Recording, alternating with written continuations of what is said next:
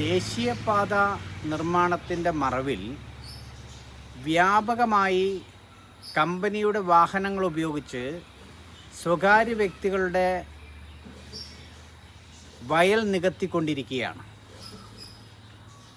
വ്യാപകമായി കൊണ്ട് പൊന്നാനി, എഴുവത്തുരുത്തി, തവനൂർ, കാലടി തുടങ്ങിയ പ്രദേശങ്ങളിൽ ദേശീയപാതയോരത്ത് വ്യാപകമായി ഈ കരാർ കമ്പനിയുടെ വാഹനം ഉപയോഗിച്ചാണ് വ്യാപകമായിട്ട് മണ്ണ് കൊണ്ടുവന്ന് നികത്തിക്കൊണ്ടിരിക്കുന്നത്.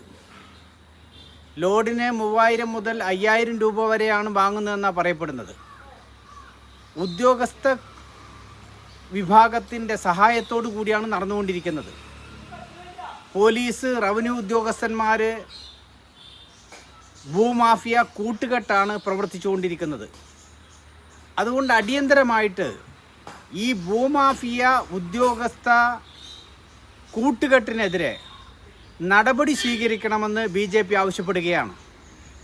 മാത്രമല്ല, ദേശീയപാത നിർമ്മാണത്തിൻ്റെ ഭാഗമായിക്കൊണ്ട് ഈ കമ്പനി, ഹൈദരാബാദ് കേന്ദ്രമാക്കി ഉള്ള ഈ കമ്പനി, ആ കമ്പനിയുടെ ഉദ്യോഗസ്ഥരാണ് ഇത് നടപ്പാക്കിക്കൊണ്ടിരിക്കുന്നത്.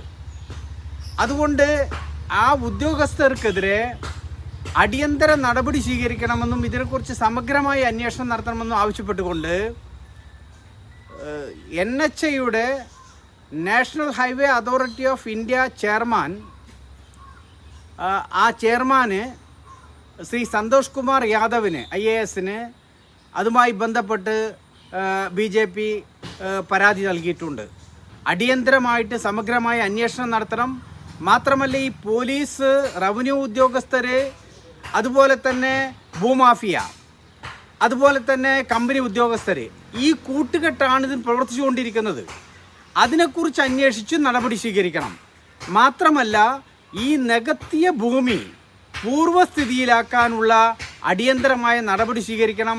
അത് കമ്പനി ഉദ്യോഗസ്ഥന്മാരുടെ ചെലവിൽ ഈ ഭൂമി പൂർവ്വസ്ഥിതിയിലാക്കാനുള്ള നടപടി സ്വീകരിക്കണമെന്നും BJP ആവശ്യപ്പെട്ടുകൊണ്ട് ബഹുമാനപ്പെട്ട ഈ NHA ചെയർമാന് ഇതുമായി ബന്ധപ്പെട്ട പരാതി നൽകിയിട്ടുണ്ട്. അടിയന്തരമായ നടപടി സ്വീകരിക്കണമെന്ന് BJP ആവശ്യപ്പെടുന്നു.